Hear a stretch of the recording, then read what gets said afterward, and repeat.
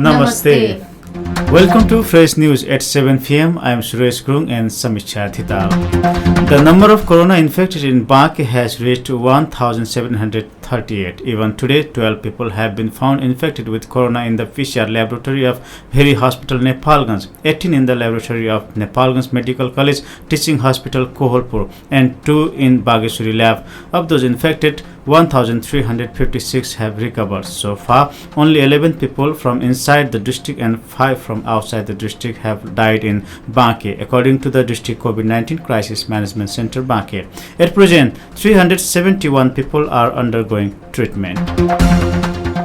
The Ministry of Health and Population has confirmed coronavirus infection in 1,497 people in the last 24 hours.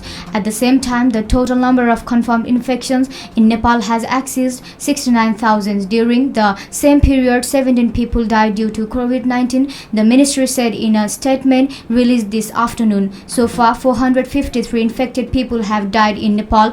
At present, 18,437 people are actively infected across the country. Due to the COVID-19 epidemic, the schools have not been able to operate even after the end of the academic session. However, some private schools have reportedly sent threatening messages during the epidemic demanding payment of tuition fees. Brightland School, located in Ganeshman Chowk in Nepalganj, Bankhe, said the fee must be paid by September 25th. Otherwise, the effect of the action taken by the school will have to be borne by the students themselves. Private schools have been saying that it was difficult to bear the financial burden when the school was closed. Meanwhile, during the epidemic, the government has asked to add alternative classes. However, the fee can be collected with the approval of the concerned local level. The Bar People's Water Industry, operated by Muktinath Drinking Water Industry in Kohalpur Municipality, Ward number 11 of Bankhe, has been sealed. A joint monitoring team from the District Administration Office, Food and Quality Control Office has brought the industry into operation without minimum infrastructure, and the industry has been sealed as the water was not found edible during the previous water tests, said Kohalpur Municipality Officer Bir Bahadur Bike.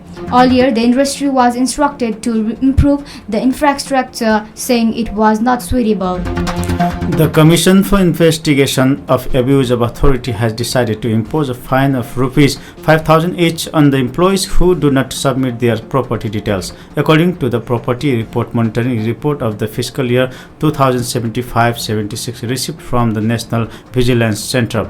It has been decided to fill the details, including the source or NISA of the property, in the name of oneself or one's family within 60 days from the end of each fiscal year.